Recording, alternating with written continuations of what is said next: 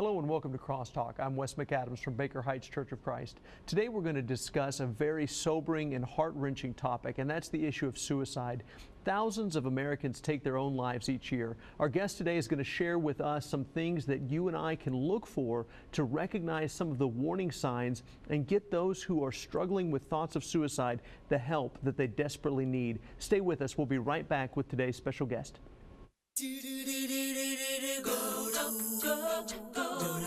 Baker Heights Church of Christ presents CrossTalk, a biblical discussion about today's most important issues.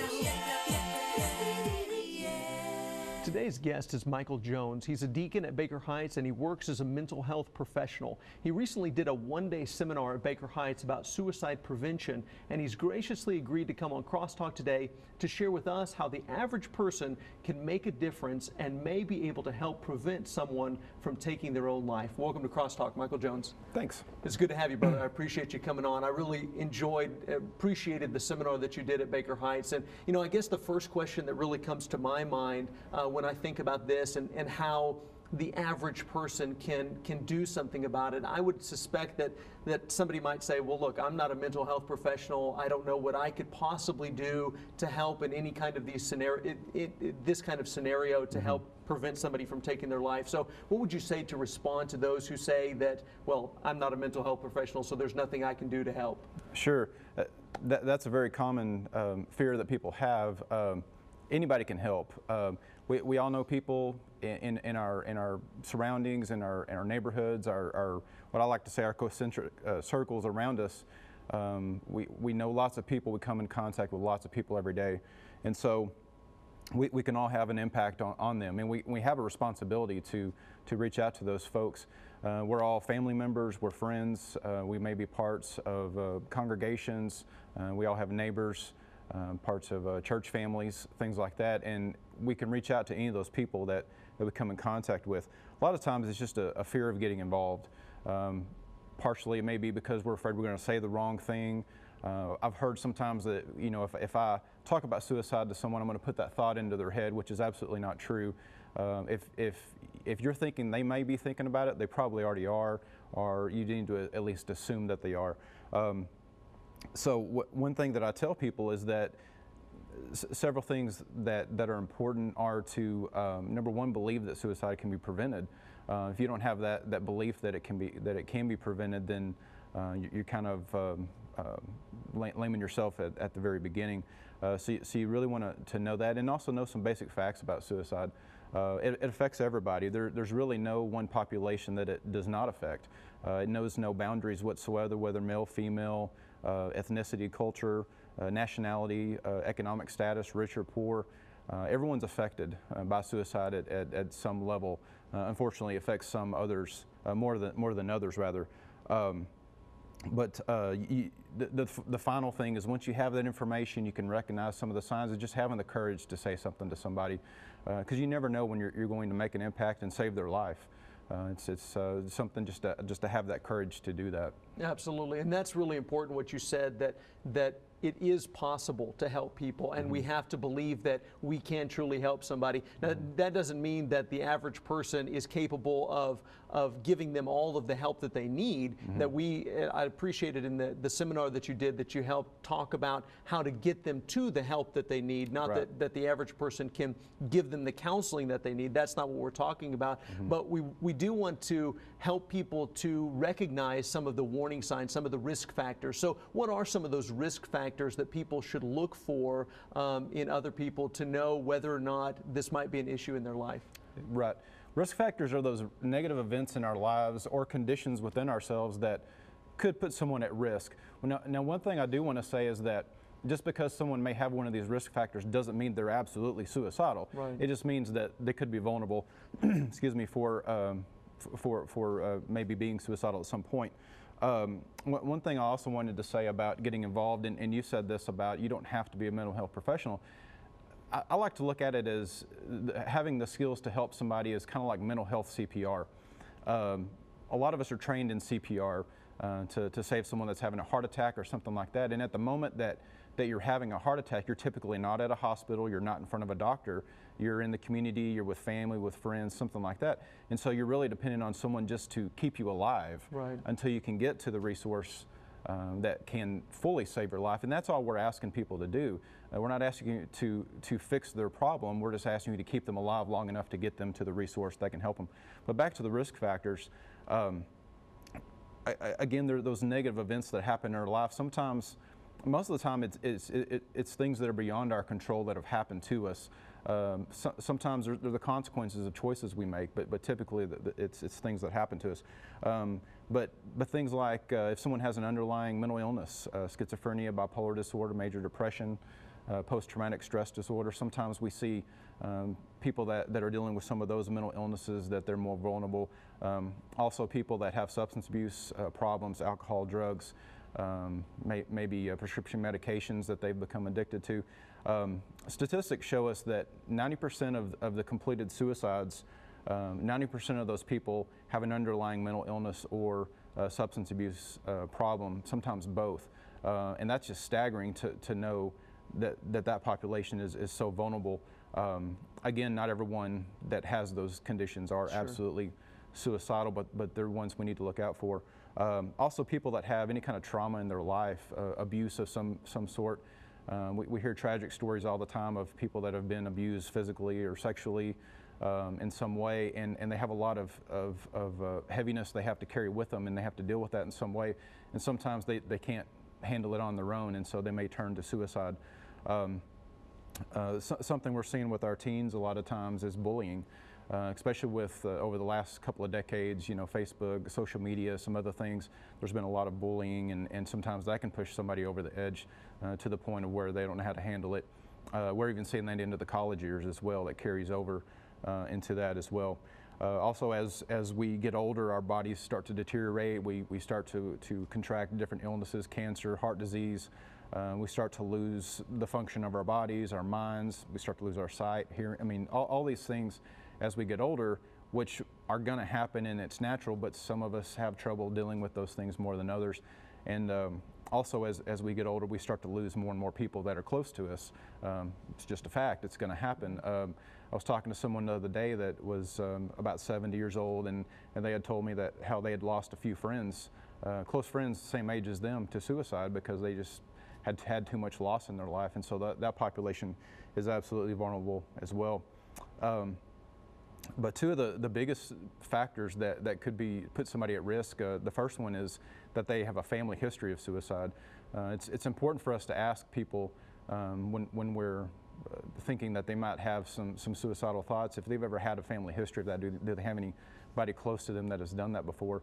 And then the absolute number one risk factor is if they've tried themselves before, if they've attempted suicide. That's very important for us to know that. If you've tried something before, I always give the example of skydiving. I mean, who would want to jump out of a perfectly good airplane? But there's a lot of fear in doing that. But once you do it once, it's easier to do it the second time. And so suicide sometimes works out that way as well. One other thing that we always want to look for is their access to lethal means as well. People choose lots of different ways to maybe kill themselves, and we don't need to discuss those, but we also need to be aware of maybe what their plan is. You know, what do they have access to those means, and how can we restrict them from having those means. So really, I can sum all of the risk factors up into really one word, and that's loss. Do they have a lot of loss in their life, whether it's a loss of a relationship, through death, divorce, having children taken away, sometimes that happens, loss of sobriety, loss of their mental capacity, loss of physical function. If you have too much loss, that's going to put you at risk of suicide.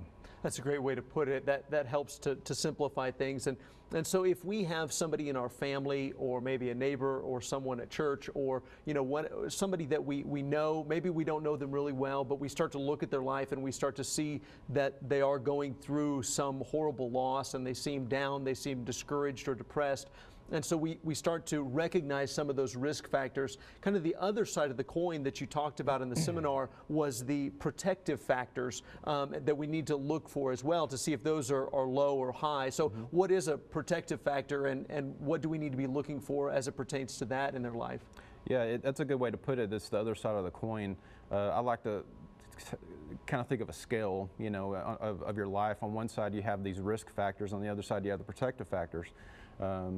Depending on where most of it lies is what kind of a risk you're at. So if you have more risk factors than protective factors, your life's more in danger. But if you have more protective than risk, then obviously it's not quite as in danger. But protective factors are those positive conditions in your life or the connections that you have that can protect you literally from suicide. Typically it has to do with those that surround us, our family, our friends, those that you can turn to. Again, I always think about, you know, if you have a flat tire at 2 o'clock in the morning and you don't have a spare, you're out in the middle of nowhere, who are you going to call? Well, you're probably not going to call your doctor or your counselor or your psychiatrist. You're going to call a family friend, you're going to call your spouse, you're going to call a church friend, somebody that cares enough for you, that worries enough about you. That's who you're going to call. Right. And that's who we're kind of looking for, is those that are the type of protective factors that we're looking at. Also, if somebody has ongoing medical care already, or mental health care, if that's already in place, do they already see a counselor? Do they see a psychiatrist already? Do they have a medical doctor or primary care physician that they can turn to and talk to? That's a good protective factor. Also, if they're already getting some substance abuse treatment, going to meetings of some sort to help with that. Also, there's lots of cultures and religious beliefs that protect against suicide. They feel that it's wrong, or they feel like it's not an option. That could be a protective factor as well. So really looking for those things, and we're usually not going to know those things until we start to talk to the person about that. And it's really important to gain their trust and to have a relationship with them. The closer the relationship, the more successful we're going to be at protecting them. And that's something that I think that in our culture, we're just so disconnected today, I think. And I think that as Christians, that in a very general way, even beside the subject of suicide, I think that that's something that we need to learn, that as Christians, we need to be building relationships with people and connecting with people, that a lot of times we don't do that anymore. We used to live in a culture where people sat on their front porches and people knew their neighbors and those kind of things, where today we isolate ourselves and we kind of go into our home and people don't know their neighbors. They don't have the kind of connections and friendships that they used to have. But we need to, as Christians, I think, look for those people that are kind of on the edge of society, that may not have, as you said, those protective factors, that may not have friendships, that may not have family members, that may not have, they're not a part of the church, and so they're kind of on the fringe. And then on top of that, those people that have had all of these risk factors, the loss and those kind of things, those are the people that we need to be especially concerned about, right? That's kind of the impression that I'm getting, that when we look around and we see people that don't seem to have any friends, they don't seem to have any family, they don't have any kind of counselor or anything like that, and then on top of that, they've gone through a huge loss in their life, that's a person that may be at serious risk of suicide, right? Absolutely. I've said many times before that I don't understand how somebody cannot have a church home and a church family.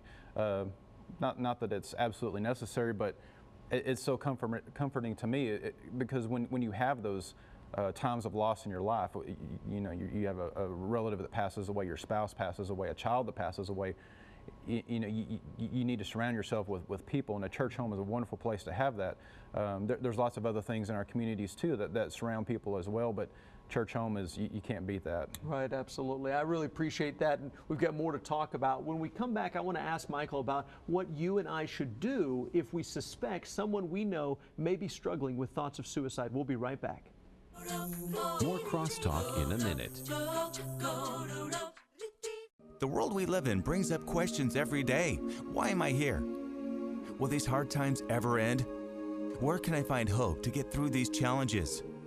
Baker Heights CrossTalk is here to answer those questions with biblical teachings. Focused on modern-day issues in your community, CrossTalk addresses the problems you and your family face every single day. Take the next step by faith and join Baker Heights CrossTalk every Wednesday at 12 p.m. on the CW.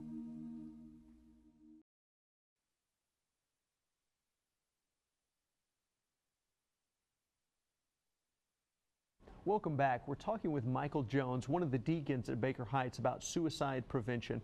Michael, in the last segment, you did a great job at helping us to recognize some of the people that might be at risk, some of the people that have, like you said, gone through a great loss and don't have a whole lot of protective factors in their life, a lot of connections that might prevent them from struggling with this or prevent them from taking their life. And so, given that we can, kind of recognize some of the warning signs in somebody's life, at what point should a person say something or do something? As you said earlier, some of us are kind of afraid that I might say the wrong thing, or I might say something and they're really not suicidal. And some people, as you said, might be afraid that I might put that thought into their mind. So at what point do we say something when we think that a person might be at risk? Well, if you're thinking about it, they might be thinking about it too, and you have to assume that. And so the time to act is immediately. You don't know at what point the person is in their planning. They may be planning to do this in the next 5 minutes. It may not be for months. We don't know. But the time to act is immediately. You want to literally ask them about suicide, and that's not a really easy thing to do. It's not something we commonly go around talking about. And so it's uncomfortable, but if somebody was choking or something, we would intervene immediately. We wouldn't wait to see if they stopped. We would stop and help them as best we could. And suicide's the same way. If we think that they might be at risk, we need to immediately step in and do something. And so there's some things that we can do to help them with that, and just looking for those signs, the risk factors. And that's kind of I say putting on your radar and looking for those different things, and so that's the time to act is immediately. Right. So what do we say? What do we do? What's a good thing that the average person, they look at a person in their life, maybe it's their next door neighbor, maybe it's their friend, maybe it's a family member, and they say, man, I'm really afraid that this person might be thinking about hurting themselves. What do they say? If they're supposed to act immediately, what can they say? What can they do to help make a difference? Well, there's a few simple things that they can do. Not that suicide is simple, it's very complex, right. But there's some simple things we can do. Number one is just literally asking them the question. And I tell people you need to bluntly ask it. You need to ask in a way that leaves no doubt. Ask a yes or no question. Are you suicidal? Do you want to kill yourself? Are you having thoughts of killing yourself? There's no other way to answer that other than yes or no. And so then you have a clear picture of what we're talking about and what we've agreed upon, that suicide is what we're talking about. Some people are like, well, what if I'm wrong? Who cares if you're wrong? I mean, you suspected something. It's worth the risk to see if you're right. And so the very first thing is just to ask the question. The second thing we need to do is to start to build a relationship with them, gain their trust, be empathetic. You need to ask questions about, some of the things we already talked about. Do you have a family history of this? I mean, when are you planning on doing this? What can I do to help? And then finally is just hooking them up with the resources in the community that can help them. Remember, we're not trying to fix their problem. We're just trying to sustain them until we can get them to someone that can help with their problem. So there's a few other key things that are important to do it. To talk with them about this. First of all, you want to look for a private place to talk. You don't want to do this in an open place because this can be a very embarrassing thing for people. They don't really want to let everyone know what they're thinking about. Again, it could be a very taboo subject in our community and in our society. So you want to seek a private place to talk. Then you want to, like I said, gain their trust, because if they can't trust you, then they're not going to share with you. Of course, if you've established a relationship, if it's a close friend, family member, you probably already have that trust. You also want to let them know that you're going to keep things confidential, and you need to follow through with that, because again, these are some very personal things that they're talking about. Again, have they ever done this before? That's one of the greatest factors that we can look at, risk factors of whether they might be serious about doing this. And then just finally, just kind of getting them to a place where they can have some protective factors in place. Again, who are you going to call at 2 in the morning? Is there a family friend? Is there somebody that you're close to you can talk to about this? A lot of times, if I come in contact with someone that's suicidal, one of the best plans that we can come up with is just finding someone that can stay with them. You never want to leave the person alone. If you feel like that they're at risk right now, You want to keep that person safe, and that usually means not alone. And so if you're not able to do that, it's finding someone else that can do that. Then you want to talk to them about who are some of the other people that you're getting help from right now. Who are some of, do you have a counselor? Do you have a doctor you talk to? Do you see a mental health professional, a substance abuse counselor? Somebody that can help you with those things that are more professional. Right. And if all of that falls apart, then and you can't keep the person safe, the best thing you can do is call 911. Our law enforcement is trained in mental health training, and they know how to handle these situations. They can at least keep the person secure until we can get someone there that is more trained that can help them with that.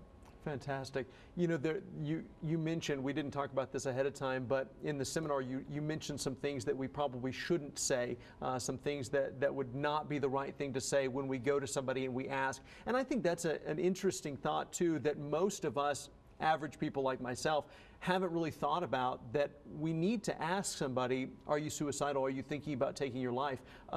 That's something that most of us probably wouldn't do had somebody that's a mental health professional like yourself hadn't shared with us that that's something we really ought to do. Mm-hmm. But what are some of the things that we shouldn't say in that kind of a scenario?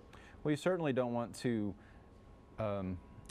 inflict or impart your beliefs and standards on a person, regardless of how you feel about suicide, what your attitude is about it. That you don't really need to share that, your opinion about it, because right now it doesn't really matter what your opinion is. Right. They're thinking about suicide, and that's the most important thing to talk about. So you don't want to belittle what they're talking about. You don't want to say, you know, you're not planning on doing something stupid, are you? Because that just completely defeated and you just lost all the trust in them. Because right now that is the most important thing to them. That is all they're thinking about. And if you deflate that for them, you've lost their trust, and you're probably not going to get an honest answer back. You want to completely take serious all the signs that you see. Again, assume the worst. Right. And if you do that, then you're going to have better success with the person. I wonder how many people think, well, I don't think they would tell me the truth.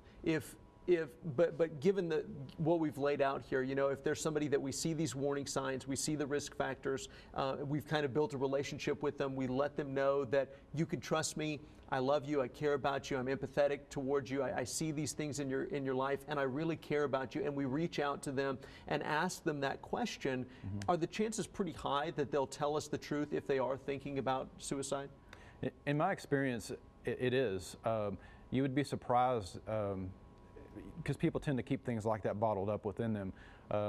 Not all the time, but there's been lots of times that I've talked with somebody, and it's just a complete relief that they finally have told somebody about this. It's a burden they can share with somebody else. Right. So in my experience, lots of times they are honest about it, and they will tell you exactly how they're feeling. Some people will bluntly come up to you and say, I'm suicidal, I need help. It doesn't happen very often. Sometimes you got to really pull it out of them, but once they do, they typically are pretty honest about it. That's good to know. There's always a possibility that one of our viewers right now, maybe watching online or watching on the CW or listening to this, might be struggling with these thoughts right now. So mm-hmm. if that's the case, if there's somebody that's listening right now, what would your encouragement to them be right at this point? Well, I certainly would tell them not to give up. That's certainly not something that should be an option for them, and they need to tell somebody. They may feel like they're at the bottom of their options. They have no other option left other than this, but they need to tell somebody. They may feel like that nobody cares, but I promise you somebody cares. Sometimes when we're in despair, we can't see the light at all, and we need someone to help us find that. So by telling somebody and sharing that burden, that's going to be so helpful to them. If you can't find somebody to talk to, you can always call. There are some crisis line numbers and some national suicide prevention numbers. I think we'll have that number for them later. But if you can't find a caring person that you're close to, you could go to a church in your area. I guarantee you there's going to be somebody there that can help you in some way. There's local mental health authorities in every county in the area you can talk to. There's counselors. There's lots of people that care. It's just finding that person that you can reach out to is kind of the key to that. Absolutely. And I'm sure that there are so many people in our lives all around us, maybe watching, maybe not, maybe somebody that we know, maybe a friend or a family member that's in that dark place right now, and we need to do everything we can to give them hope and help them any way we can. Michael, I really appreciate your thoughts. I really appreciate you sharing this with us. I think this is going to help a lot of people to be able to help others, and I really appreciate it. We'll wrap up our discussion on this topic right after this quick message. Stay with us. We'll be right back. More Crosstalk in a minute. We have been here for 18 years. 7 years. For 19 years. The past 8 years. Baker Heights Church of Christ invites you to take the next step by faith. People can come here and be who they are. It's my home away from home. The people that come here are so uplifting. Everyone is accepted. The people here are loving and caring and only want the best for you. It's a really great place to grow together and to encourage each other. If you came to Baker Heights, you would definitely have a place to serve. If you're looking for a place to study and study the Word of God and a church home, Baker Heights would be the place. The Baker Heights community is about more than just filling seats. We're about Love. Family. Peace. Hope. Joy. Truth. Join us and take the next step by faith.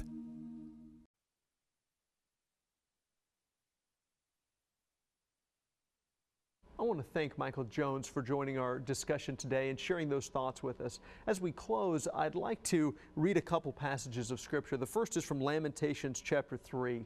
Lamentations is a book of lamenting. It's a very sad book. It's a time where the prophet looked around at a destroyed Jerusalem, at a destroyed city of God, and was it's a very dark book. It's a very sad and discouraged book. And I know that many of us, many people in our life, many people in our community and in our world are in a dark place. But even in such a dark book, we read a passage such as this, Lamentations chapter 3, starting at verse 22. The steadfast love of the Lord never ceases. His mercies never come to an end. They are new every morning. Great is your faithfulness. The Lord is my portion, says my soul. Therefore I will hope in Him. There is always hope as long as there is a God, and God is an everlasting God. God is a God that is always there, is always present. Even when we feel like God is far away, even when we feel like God is distant, He's really not. In the book of Acts, chapter 17, Paul says that God is not far from any one of us. In the book of Isaiah, chapter 40, starting in verse 28, we read, have you not known? Have you not heard? The Lord is the everlasting God, the creator of the ends of the earth. He does not faint or grow weary. His understanding is unsearchable. He gives power to the faint, and to him who has no might He increases strength. Even youths shall faint and be weary, and young men shall fall exhausted. But they who wait for the Lord shall renew their strength. They shall mount up with wings like eagles. They shall run and not be weary. They shall walk and not faint. There is always strength in the Lord if we will lean upon Him, if we will trust in Him and put our hope in Him. If you're in one of those places now and you're in a dark place, I would encourage you to turn to the Lord. And I would encourage you, if you are a Christian, to reach out with the Word of God and give other people hope and shine that light into their lives. I want to remind you, if you or someone you love is struggling with thoughts of suicide, you can call the National Suicide Prevention Lifeline at 1-800-273-TALK. I hope that you'll reach out, and I hope that you'll seek the help that you need. I hope you enjoyed this episode of Crosstalk. If you'd like to find out more about Baker Heights, you can find us on Facebook, Twitter, and YouTube. You can also give us a call at 325-692-6974 or email us at questions@bakerheights.org. But the best way to connect with us is to come worship with us at Baker Heights. We're a biblical, friendly, loving, and growing congregation, and we would love for you to come visit us. We love you, God loves you, and we hope you have a wonderful day.